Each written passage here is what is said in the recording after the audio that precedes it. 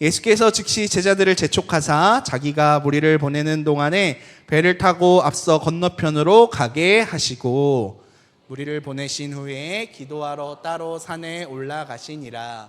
저물매 거기 혼자 계시더니 배가 이미 육지에서 술이나 떠나서 바람이 거스름으로 물결로 말미암아 고난을 당하더라. 밤 사경에 제자들이 그가 바다 위로 걸어오심을 보고 놀라 유령이라 하며 무서워하여 소리 지르거늘 예수께서 즉시 이르시되 안심하라 나니 두려워하지 말라.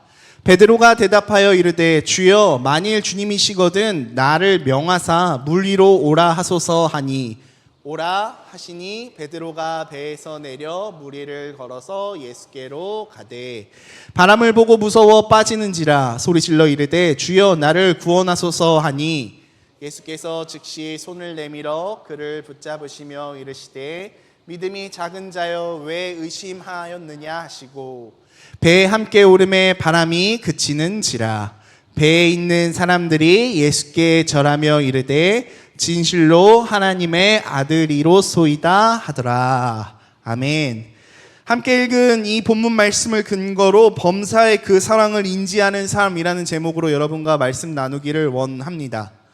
한번 따라해 주시겠습니까? 범사의 그 사랑을 인지하는 삶. 네, 감사합니다. 자, 이 시간 우리가 붙잡아야 할 이 말씀 아마 너무나도 많은 분들이 이미 잘 알고 계시는 말씀이 아닐까, 그러한 성경 속의 장면이 아닐까 생각합니다. 예수님께서 거센 바람과 물결이 있는, 파도가 있는 그 물 위를 걸어오고 계시는데 베드로가 그런 예수님을 딱 보고 우와 나도 걸어가고 싶다 해서 예수님 저도 물 위를 걷고 싶어요 해서 물 위를 걷다가 물속에 퐁당 빠졌더라 하는 이야기입니다.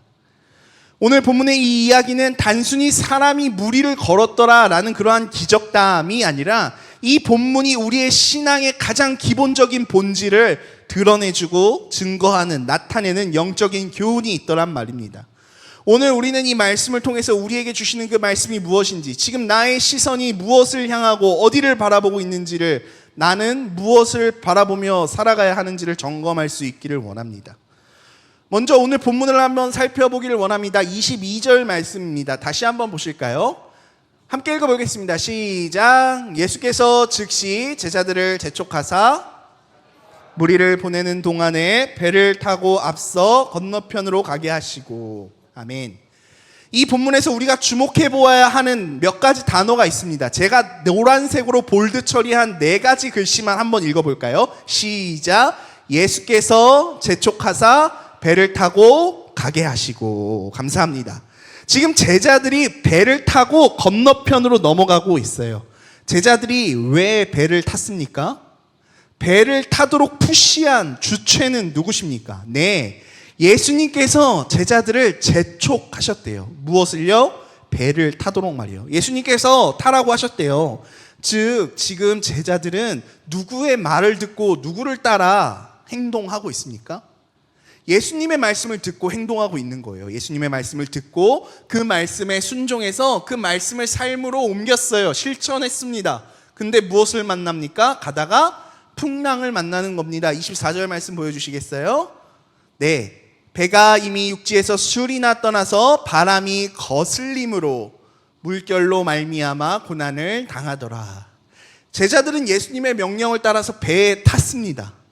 예수님의 말씀을 따라 그 말씀을 삶으로, 행동으로 옮겼으면은 그 말씀을 따라가는 그 길이 평탄하고 아름다운, 안전한, 좋은 길이어야 되지 않겠습니까? 근데 제자들을 거슬리게 하는 무언가가 꼭 나타나더란 말입니다. 큰 바람이 불었고 이로 말미암아 큰 물결과 파도가 생겨서 고난을 당했더라라고 오늘 본문은 설명하고 있습니다.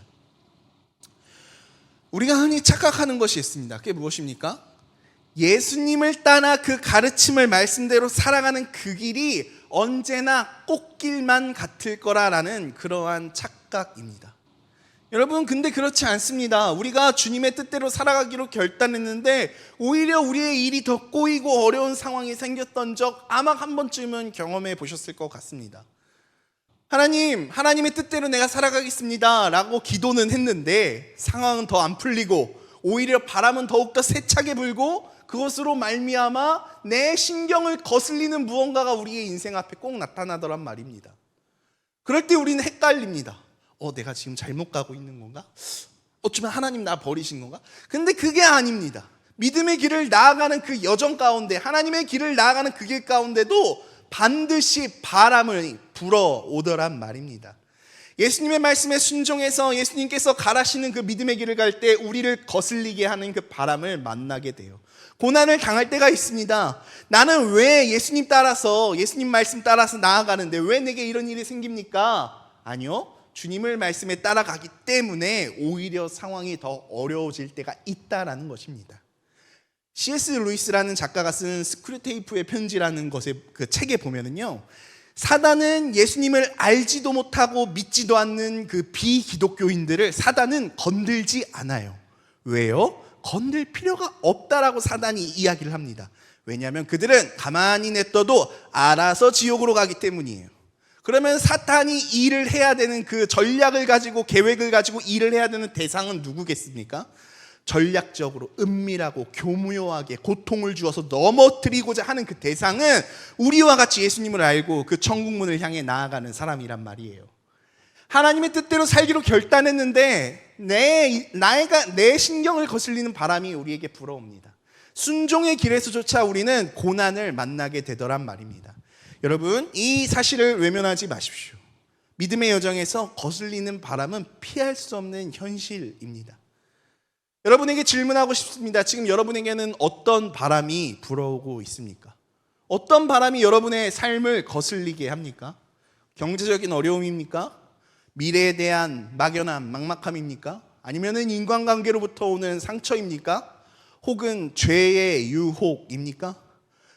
나는 정말 예수님 사랑해서 그 말씀대로 한번 살아보려고 그 길을 나아가기 위하여 애쓰고 힘쓰는데 그 불어오는 이 고통스러운 바람 앞에서, 이 바람 앞에 여러분은 어떻게 반응하고 있냔 말입니다.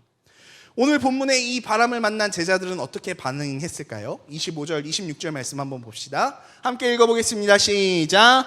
밤사경에 예수께서 제자들에게 오시니 제자들이 그가 바다 위로 걸어오심을 보고 놀라 유령이라 하며 무서워하여 소리 지르거늘. 예수님이 오시는데도 제자들은 알아보지 못했습니다. 심지어 야 유령이야 하면서 더 무서워합니다. 왜 제자들은 예수님을 알아보지 못했을까요?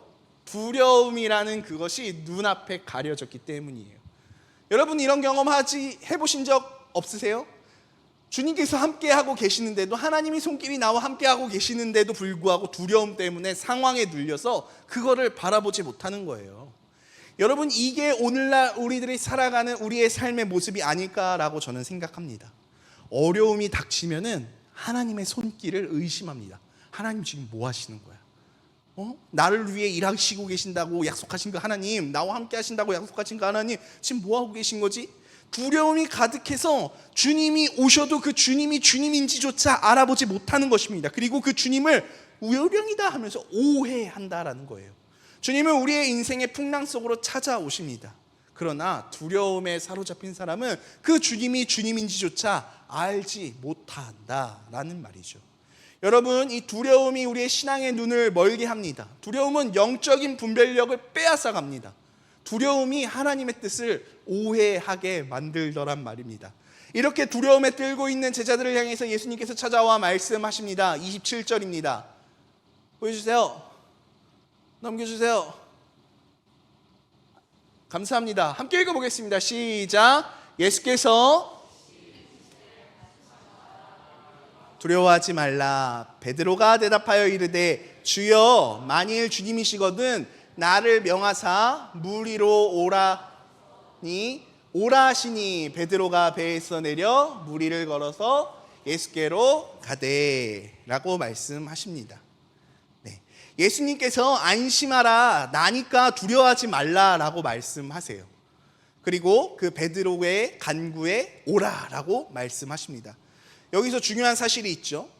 예수님께서는 두려워 떠는 자를 결코 외면하지 않으시는 분이시다라는 거예요. 또한 베드로처럼 믿음의 모험을 요구하는 자에게는 길을 열어주시는 분이시다라는 것입니다. 베드로가 대답합니다. 주님이시면은 제가 무리를 걷을 수 있게 주님 나를 불러주세요. 그러자 예수님께서 오라라고 말씀하시죠. 예수님께서 오늘도 이 시간 동일하게 우리에게 말씀하시는 줄 믿습니다. 오라. 여러분에게 주시는 그 부르심 무엇입니까? 죄를 끊고 주님께로 나아오라는 그 오라, 혹은 무너진 공동체를 일으키라라는 부르심, 잃어버린 영혼을 섬기라는 부르심, 오늘도 주님께서는 우리에게 말씀하십니다. 오라. 베드로가 무리를 걸었어요. 믿음으로 한 발 디딜 때 그 주님의 능력이 임했습니다. 여러분, 믿음은 결코 우리의 경험과 계산에서 발휘되지 않습니다.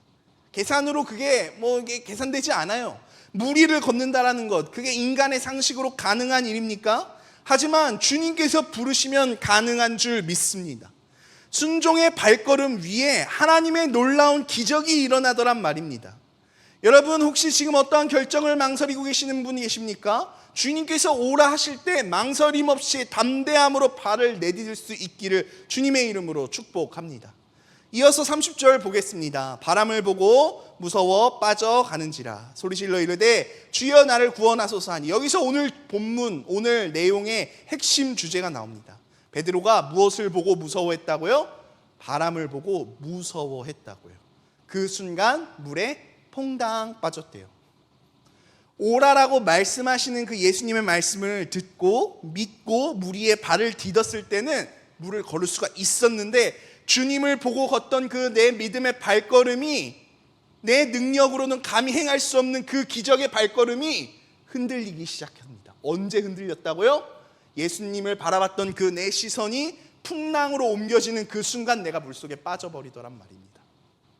아시겠어요? 예수님을 바라보고 있을 때는 물 위를 담대하게 걸었던 베드로가 바람을 보는 그 순간 빠져버렸다고요.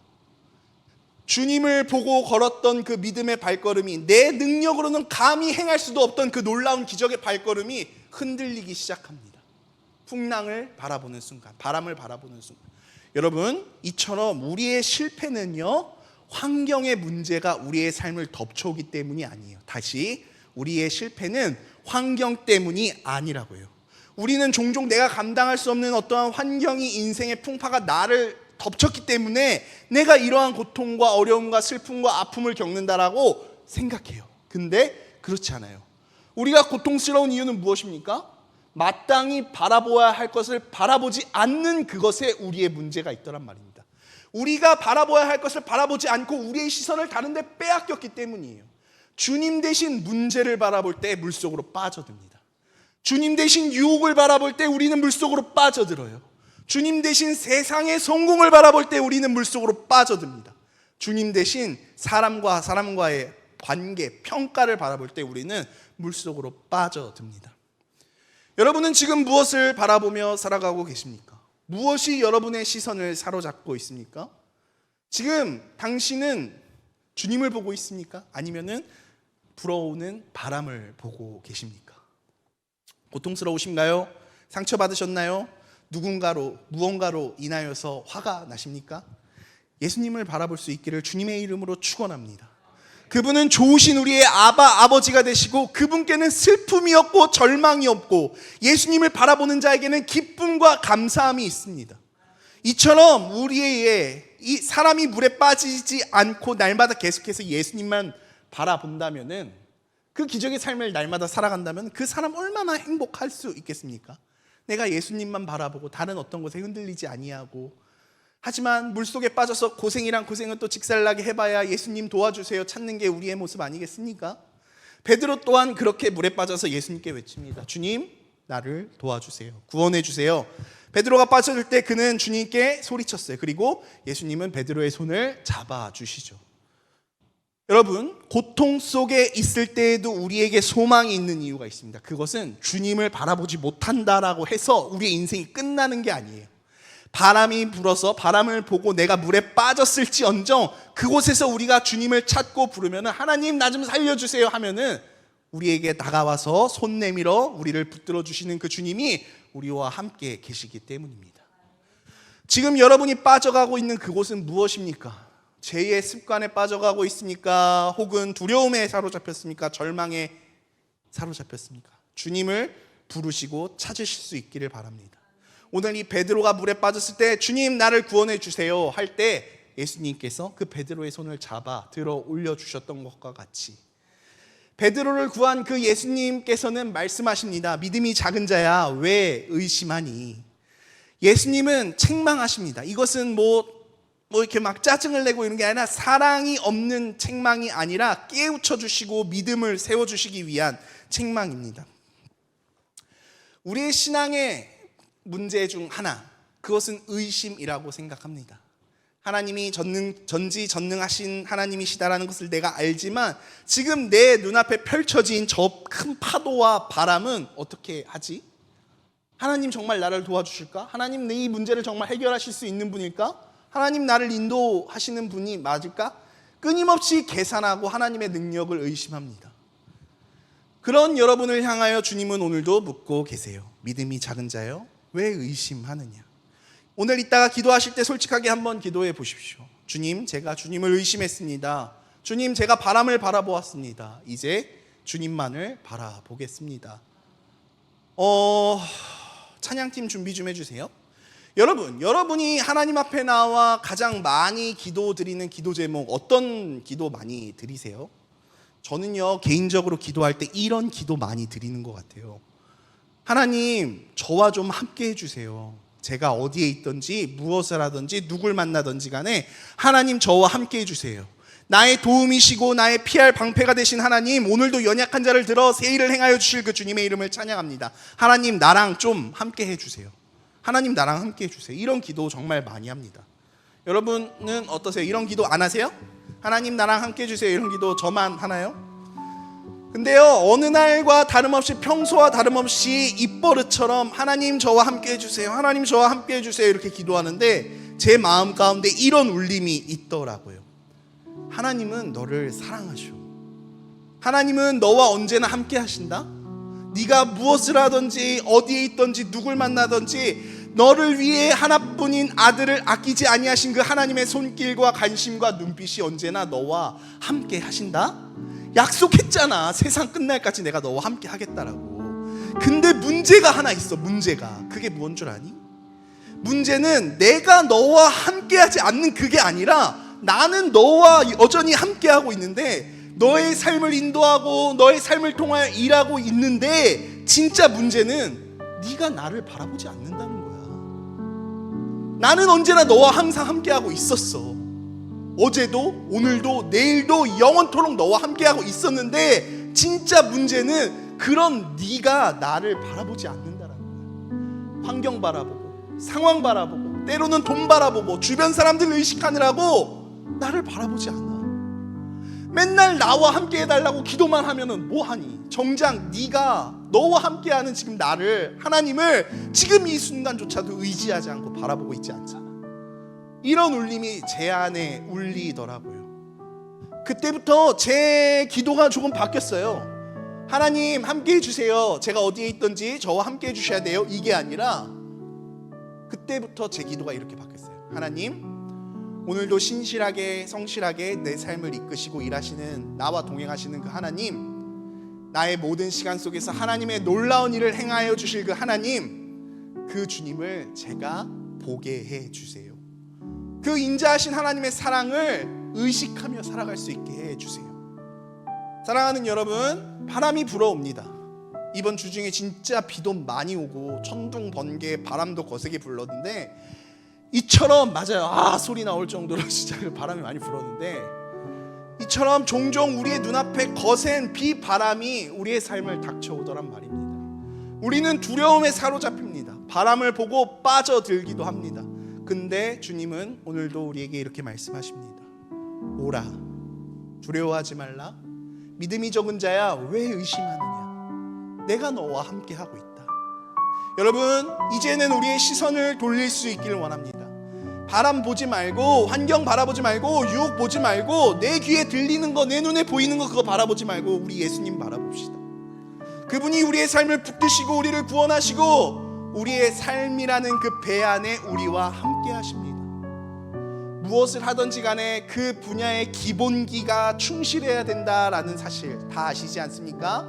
그림을 그리는 화가는 하나의 면을 만들기 위해 수십 개의 선을 그리듯이, 한 획을 그리듯이, 그렇게 기본기를 연습하듯이 우리의 신앙에 있어서 가장 근본이게 되고 기본이 되는 그것은 결국 우리가 예수님을 바라보는 일입니다. 우리의 삶의 대다수의 문제는 결국 우리가 그 예수님 바라보지 않고 다른 것에 우리의 시선을 빼앗기기 때문에 생기는 문제들이 대다수예요. 예수님 안에서는 같은 상황도 같은 환경도 더 이상 그것이 나에게 문제되지 않습니다. 상황은 변하지 않을 수 있어요. 근데 그거 문제가 더 이상 나에게 문제되지 않더란 말입니다. 누구로 말미암아? 예수 그리스도로 말미암아. 한 주간도 우리를 부르신 삶의 자리에서 우리에게 불어오는 그 바람에 거슬려, 흔들려, 이게 아니라 예수님 바라보고 그분과 동행함으로 말미암아 그분의 사랑 가운데 거할 수 있는 사랑하는 성도님들 다 되시기를 주님의 이름으로 축원합니다.